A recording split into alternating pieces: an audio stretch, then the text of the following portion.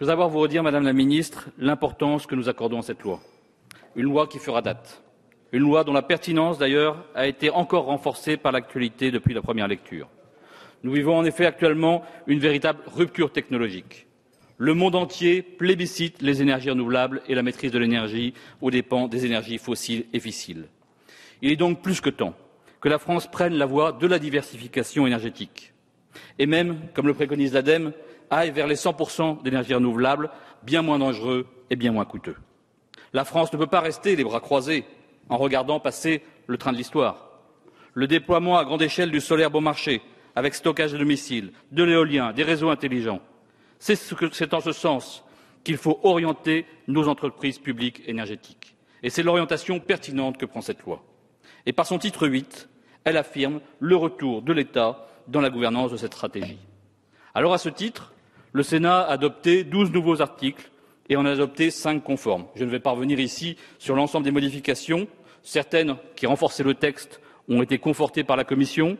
D'autres, la Commission a préféré rétablir un certain nombre de dispositions, considérant que les sénateurs s'étaient parfois égarés ou s'étaient montrés peu allants.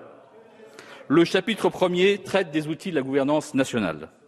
À l'article, je savais que je vous réveillerais en parlant des sénateurs. À l'article 48 qui instaure la stratégie bas carbone et les budgets carbone, nous avons précisé la prise en compte des enjeux spécifiques du secteur agricole. Par ailleurs, à l'initiative de notre collègue Arnaud Leroy et avec mon plein soutien, la Commission a adopté des dispositions importantes relatives à l'amélioration des obligations de reporting environnemental des investisseurs. J'avais moi-même annoncé mon souhait, en première lecture, d'avancer sur ce sujet ô combien important à quelques mois de la tenue de la COP 21 à Paris. Le Sénat avait adopté un amendement concernant les sociétés anonymes. Nous avons complété le dispositif en ajoutant des avancées importantes relatives aux sociétés anonymes, aux investisseurs institutionnels et aux établissements de crédit et sociétés de financement. À l'article 49 sur la PPE, le Sénat a ajouté des dispositions spécifiques à la chaleur et au froid, et j'ai proposé que la PPE soit dotée d'un volet préservation du pouvoir d'achat des ménages et d'un autre sur l'adaptation des compétences professionnelles aux enjeux de la transition énergétique. Je proposerai aussi à cet article 2 amendements, l'un qui complète le bilan prévisionnel de RTE pour prendre en compte les risques liés aux aléas climatiques majeurs et au vieillissement des installations, et un deuxième qui vise la mise en conformité de notre loi avec les contrats de service public signés entre l'État d'une part avec EDF, Engie, les sociétés gestionnaires de réseaux de transport et de distribution. Le Sénat a proposé à l'article 50 une réforme d'ampleur, mais non globale, de la CSPE qui laissait en suspens le financement des tarifs sociaux, du chèque énergie et de la péréquation tarifaire. La Commission est donc revenue à la rédaction adoptée par l'Assemblée nationale, mais en insistant sur la nécessité de mener une réflexion à l'occasion du PLF. Je compte d'ailleurs sur le gouvernement pour partager avec les parlementaires les travaux qui sont menés par l'inspection générale des finances afin de parvenir sur ce domaine à une solution concertée et efficace au service des territoires, de nos concitoyens et des ENR. Les sénateurs ont par ailleurs ajouté 2 articles pour la formation professionnelle et l'adaptation des compétences aux enjeux de la transition énergétique, et ils ont été complétés en commission. À l'article 53 consacré à la recherche, les sénateurs ont utilement complété l'article et je me félicite de l'ajout en commission de la consultation du CNTE sur la stratégie de recherche en matière de transition énergétique.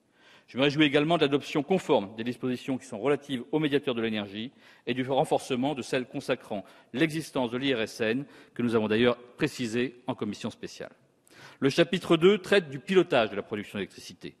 Le Sénat avait apporté une modification principale sur laquelle la commission spéciale a décidé de revenir, c'est la question de l'élévation du plafond de la capacité totale autorisée de production d'énergie nucléaire.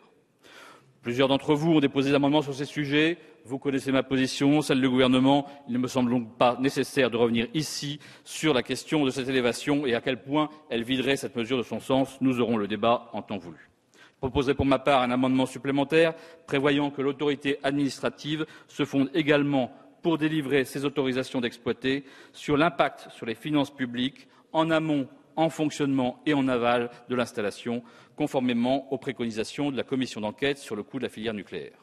Enfin, le 3e chapitre porte sur la transition énergétique dans les territoires et la précarité énergétique.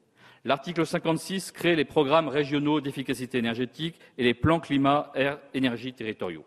Le Sénat a prévu que le prêt comporte des outils d'accompagnement des consommateurs et que le PCAET dispose d'un volet éclairage public lorsque l'EPCI en a la compétence. Ces évolutions renforcent l'article.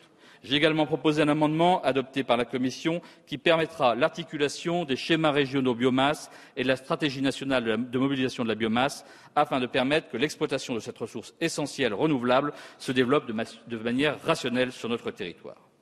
Enfin, sur le chèque énergie, la réforme de la CSPE à l'article 50 entraînait la suppression de toute mention de la CSPE dans le mécanisme du financement du chèque. Nous sommes donc revenus sur cette disposition en commission.